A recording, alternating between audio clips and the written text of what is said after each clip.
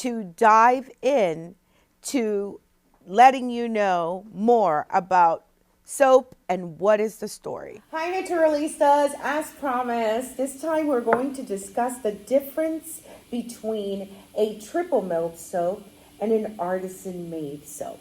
Yes, look at that. Artisan made, triple milled, imported from France. These soaps both work magically. They smell amazing. Oh my goodness. And they kind of relax you just by the smell. But I think that we should focus on the actual benefits. This soap is loaded, and I'm speaking about the triple milled soap. It is loaded with olive oil. It is triple milled, which means it is made at the process of making it. You make one big batch of the soap, and then you cut that soap, and then you melt that again, and then you make another batch, and then you cut it, and then you melt it again. What that means is that this soap is better molded to stay together, which makes it to last longer. And the benefit of that is that your soap will really give you the chance to fall in love with a different soap before this one finishes. This one will last between, depending how many uses, obviously, but between 1 and 3 months. So this is our triple milled Savon De Marseilles. The rose soap, it is handmade, and most of it is done through the cold process, which means they have to add different ingredients to harden it. You have to give it about 3.5 weeks for it to cure before you can use it. Because if you use it without it being cured, it will not last. So it will dissolve in a couple of days of you leaving it in the shower. One thing I recommend with the artisan soap is do not leave it near the water. Do not leave it in the shower because it will dissolve. And what you want to do is make sure that it lasts you as long as possible. They are not cheap. These soaps will run you between $20 for the French soap, and it could be between $15 and $25 for a slice of the artisan soap. So keep that in mind. Then you have, this is also a Savon De Marseilles. This is just a great travel size soap, but it is triple milled, so it will definitely last you the whole trip. One of the best benefits of this all natural soap is the different essential oils that are used to make these soaps are ones that are 100% natural and pure, which means the fragrance will last a lot longer than a processed soap that has to go through the cold or the hot process, the melt and pour soaps. Interesting facts about soap. So Naturalista, which one are you going to pick? Welcome back to Naturalista. So this week we're going to be speaking about Shoreline Harmony. What is Shoreline Harmony anyway? Basically, we're going to speak to someone who's an expert at maintaining our shorelines here in Florida. So what is it that Naturalista is doing exploring Shoreline Harmony? It has everything to do with your wellness. It has everything to do with your health. The air is amazing. So let's dive in to why we're going to cover Shoreline Harmony and its benefits. Welcome to Naturalista, guys. I have a special guest for you. I'm going to give you a couple hints. Shoreline Harmony Commission, and one of the most beautiful places in Broward County. We have Dave Rabanisi, not only someone that is on the commission of Hillsborough, but he is also someone that cares about the environment, has lived in Hillsborough Beach for a very long time, and he's going to tell us all about what has made him love this place so much. So let's welcome Dave Rabanisi, the Commissioner of Hillsborough Beach. Thank you. Thank you. Yes. So, Dave, tell me a little bit about what brought you to Hillsborough Beach. Well, many years ago, my wife and I used to come to Florida, and a friend of ours said, we have a place in Hillsborough Beach. So we visited for a couple of years. And one day, we're a lot younger at the time, about 35, 36 years ago, were having cocktails in their apartment, and more than one cocktail. I see. So we decided that we wanted to buy a condo, and we were going to face the courtyard, which was fine. And the realtor was going, don't bother me, and we're still having cocktails. Anyway, a end unit came up facing the Intercoastal. Wow. So we put a bid in on it, and I put money down, stayed a day or so, went home. Next morning I woke up, I said, did we buy a condo? I said, yes, We did. we did. And so that started it. We liked the area when we were down there. So we decided to spend more time. I spent a month, 2 months, 3 months. Eventually I got old enough to retire. Retired, came down and found out it was the best move we ever made. We have a view of the Intercoastal. We have a private beach. A gorgeous view, I Pools. must add. 3.5 miles of on a private road. Millionaires live there, of course. We're at the end, but we found it to be a pristine beach. If you go to the beach, it's really pristine. It's like all other beachfront properties where tide comes in, sand goes out. We have to deal with renourishment now and then, but it's a wonderful place to live. And that's why I have an opportunity to meet people like you. Because we like to be surrounded by people who have an invigorating spirit. And that's what I felt from you directly. And also, it's so passionate, you're so passionate about what you do with Hillsborough Beach and the community and the people surrounding you. You're actually a person that cares. And it's more exciting question for you. So you decided to move to Hillsborough Beach. You bought the condo after cocktails. And all of a sudden, you are now here full time. Right. So how did living on the beach change your active life, your wellness, your well-being, your health? Well, living in Boston for many years, or Everett, Mass., which is a couple of miles north of Boston, dealing with the winters, I felt that I have a place in Florida. What am I trying? So we started a month or two at a time. And eventually it fell into this little beautiful dream of ours that we're going to get out of the cold weather. Right. And go to southern Florida. And we found out that living full-time was healthier for us because we wanted to walk to a restaurant. It was a mile away. There's a dock there. There's restaurants, there's stores.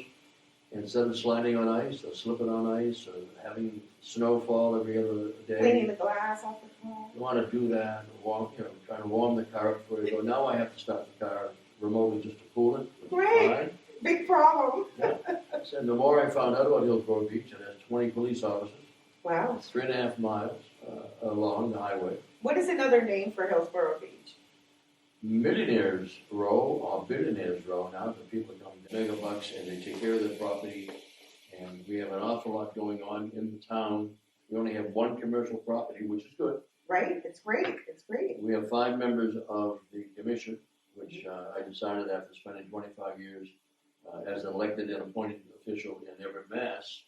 After coming here, I sat out of politics for 20 years. A couple of seats opened up. I decided to run. I was fortunate enough to win.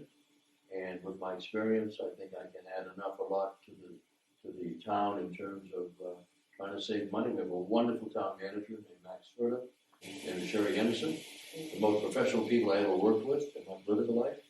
And we found that we have a balanced budget. We have a police department that's run terrifically. There's nothing about this town that you wouldn't like. If you move to Hillsborough Beach, it's a gem. It's a gem. Well, you know what I found is a lot of people don't even know that it exists. I never It did. is like a little secret spot in the map that only been in Florida for over 15 years. We didn't know Hillsborough Beach I did. existed. A lot of people say, where do you live? I said, Hillsborough Mile. Where? Beach. So where's that? I go, no, South Line somewhere. Location, Yeah. location, Absolutely location. correct. So tell me a little bit more about the shoreline. The shoreline harmony, which is what we're discussing today in Naturalista. Why do we have a commissioner here talking about shoreline harmony? Because there is an issue with oceans and maintenance and everything that has to do with maintaining, cleaning, our sand, all of the different issues, our marine life, all of the problems with, that are occurring because of climate change. We wanted to talk to someone who lives the life, who's there, and who's also making a change. and that's why we decided to interview you as well. So tell us a little bit about what it takes to maintain a beach like Millionaires Row. Well, I was doing a little research, so in fact, I wrote it, I had it typed up. So the town is quite proud of its recognition of the greatest concentration of turtle nesting in the county. We go to great lengths to ensure the beach is protected and preserved. The town has an ATV that the police patrol to make sure the beach is maintained. And we have a code compliance officer that walks the beach at night during the season. And I've actually seen her. She comes up and she measures and makes sure that nobody steps on it. And if so, you can fine her. Of course. We have yet to find people. The focus on making sure outdoor lights are in compliance with the code to ensure that we don't disorient the baby turtles during hatching, and the enforcement also checks, make sure there are not any obstacles along the beach. My wife and I went to this turtle, it's up on A1A in Boca, and they have all types of turtles. Leatherbacks, I think 5 or 6, 7 types. And we went, we saw the presentation, we went to the beach with one. It's only about this big, the turtle, you didn't hold it in your hand. And we put it in the water. We want to make sure that if you don't cover the lights, they follow the light, they follow the moon. Right. And then what happens, these turtles they'll eventually get to Bermuda. Wow. They're that small by the time they get to the grove, of course.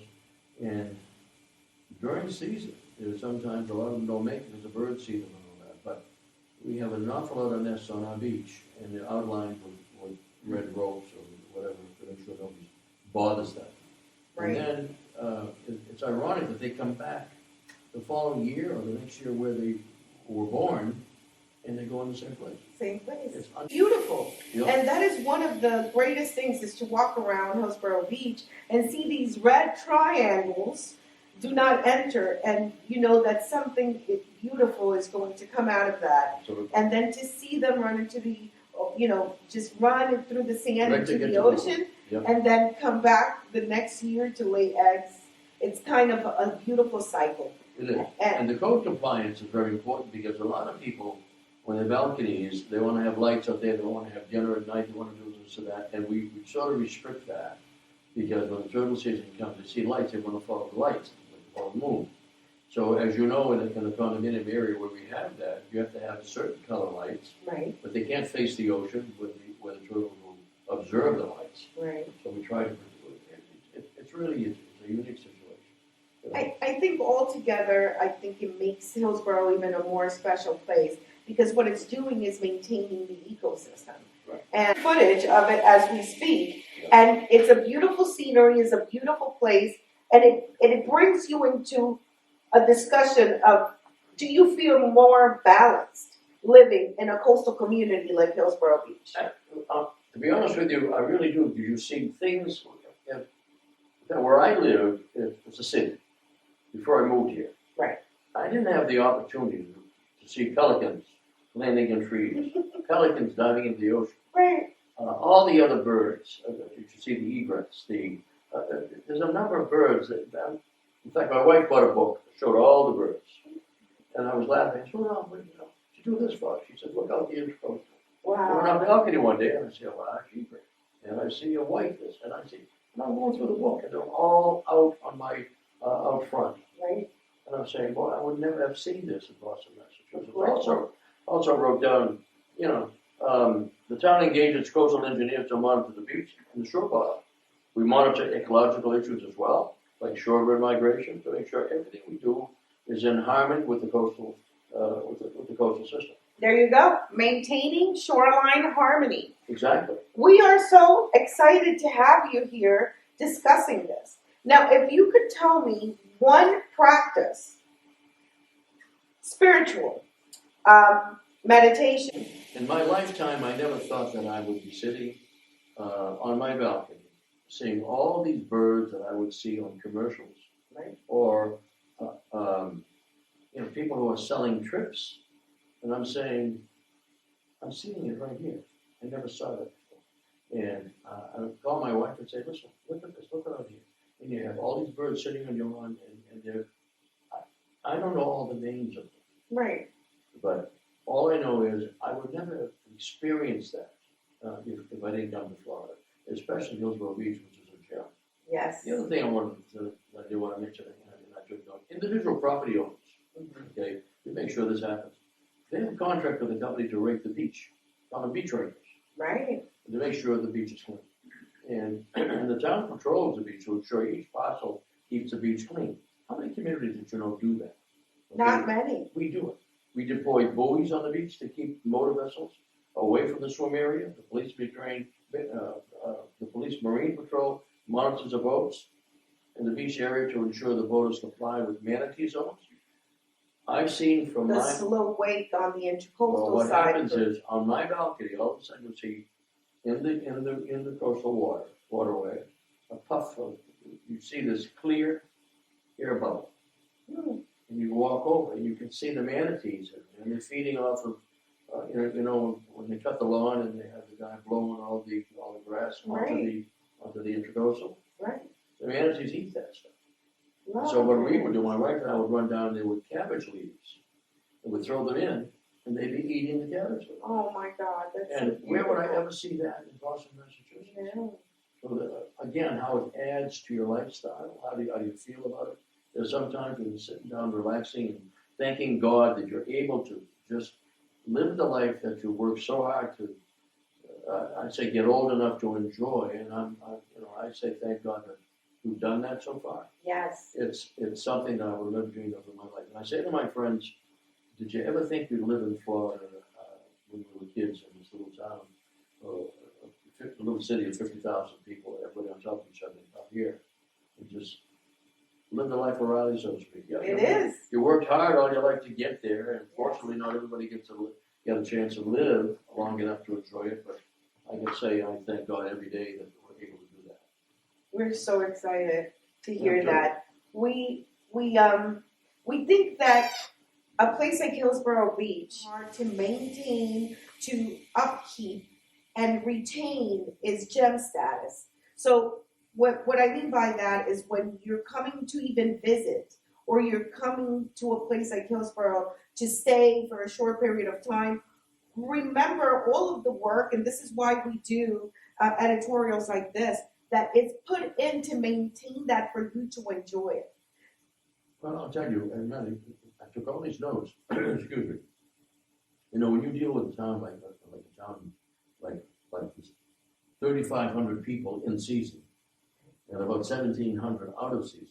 Okay, I'm new to the political game in this town, and there's a lot I have to learn, and I'm still learning. I go to the manager, this Max Servo, he is terrific, and I tell him publicly, I'll say it here publicly. So I went to him and I said, listen, what don't I know? And I went across something, I just spoke with some of the things that I did know. And he embellished on even more things that I should learn. And he says, whenever we nourish the beach, we're required to ensure the beach sand that we place is compatible with the existing and natural sand. Wow. That means we test and monitor the sand to make sure the size of each sand granule and the color of each sand granule is consistent with what's on our beach.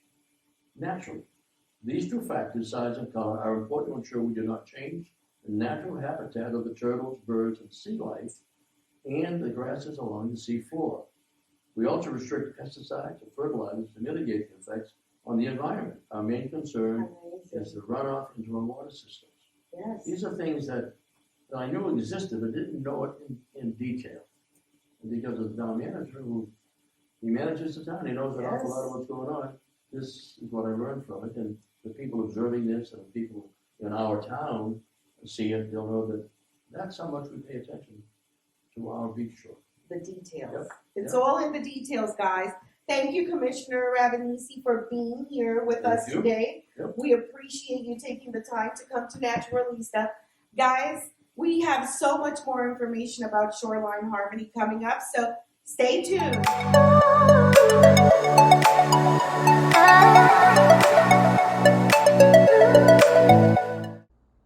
Hey, Naturalistas.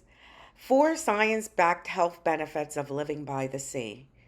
The health benefits of living by the sea are endless. From the sea air helps you sleep better, to the coast boosts your mental health, to salt water helps your body heal. You know, the takeaway of all of this is making a conscious decision whether coastal living is for you. Go check out happiness.com. It has so much information about just living better, happier, and finding that balance that maybe Shoreline Harmony will have for you. Welcome back to Naturalista. Oh my goodness, do I have a secret to share? And this is by a company called Four Elements. I am not associated with this company at all, but I do love their product, and so far it has made a tremendous change in my life. So this cream is called Wild Yam. I've heard of wild yam being a balancer of hormones. I've heard of wild yam being good as a cream, a simple cream that you just apply to your wrist and then you rub them together until it all dissolves. This thing is great for someone that is going through menopausal hormonal issues, just general hormone issues, or just going through a process when it comes to your health.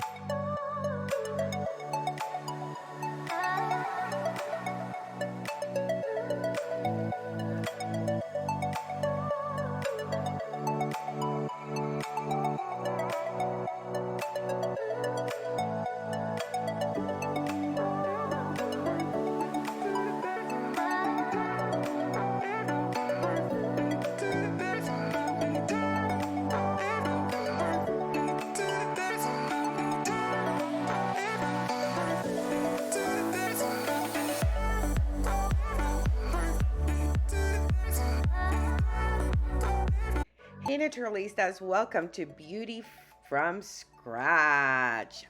Wow, since we have had a seaside experience today, we're going to be working on a DIY all-over seaweed mask. The seaweed all-over mask requires seaweed, rose water, mineral water, and coconut oil. So are you ready to mix this up with me? Let's try it. Let's make sure we rehydrate the seaweed with mineral water. Let it sit for about 5 minutes, and then we will go to our next step. We are going to spray the rose water onto the seaweed. Looks like something you would eat. Add a teaspoon of coconut oil and mix. Let it sit for about 5 minutes. And voila, it is all ready to be used. Add a little bit of aloe gel, that is your preference,